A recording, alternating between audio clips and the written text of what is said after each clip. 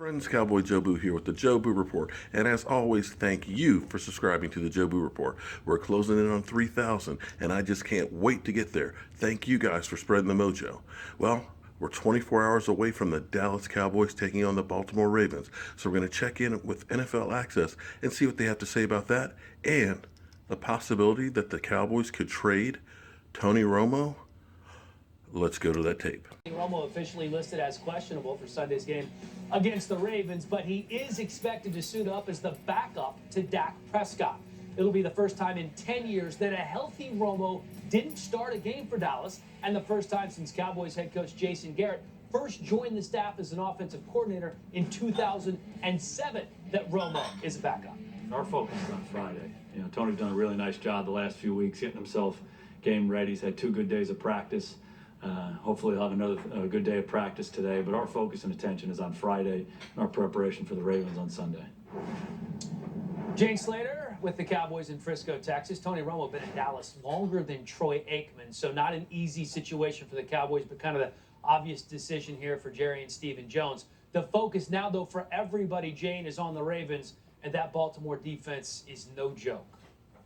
It is no joke, and they really pride themselves on stopping the run. They get their ultimate test this weekend when they face the rookie and punishing running back Ezekiel Elliott, who's averaging 5.1 yards per carry. Ravens, in contrast, are holding running backs to 3.3 yards per carry. So this is going to be an interesting one to watch. Now, in talking to Ravens players this week, I get the sense that they are tired of talking about this Cowboys offense and all of the hype. They just want to get this game going. But with that being said, Ravens linebacker C.J. Mosley told me he is impressed by Dak Prescott, having played against him at Alabama. These both guys were both in the SEC, and he said, he's looking like a completely different QB than he was at Mississippi State. He's looking comfortable as a passing quarterback.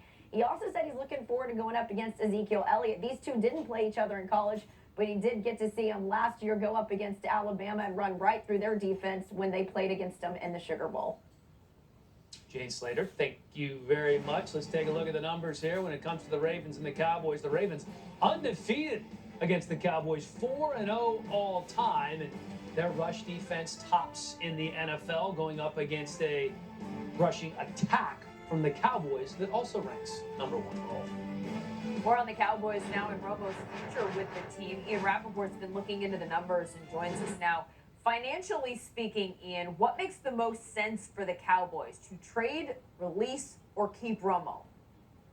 Well, when you look at the difference between releasing and trading Tony Romo, as far as the salary cap goes, there is no difference. The most the Cowboys would pay would be $25 million against the cap if they decided to keep him. And that's what this discussion is, a salary cap discussion, not about the cash that he is actually paid. The Cowboys have plenty of cash. It's not an issue. Don't worry about it. So here is where the salary cap impact breaks down. If they cut him or trade him before June 1st, it's a $20 million salary cap hit in dead money, which means money they are paying for a player they will not have.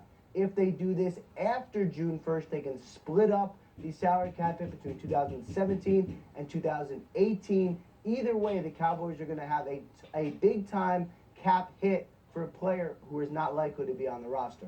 We're obviously talking about a massive contract here. How feasible is it that a team would be willing or even able to take that on for themselves? Now, for another team, not the Cowboys, it is feasible because when you look at his base salary, just say for 2017, it's $14 million, which is about the salary for a mediocre quarterback. So that is part of it and part of the reason why Romo would be a fairly attractive trade option for some team. It's not like the Cowboys would get a lot for him just considering the salary, but they would likely be able to trade him because any team could take on $14 million for a starting quarterback.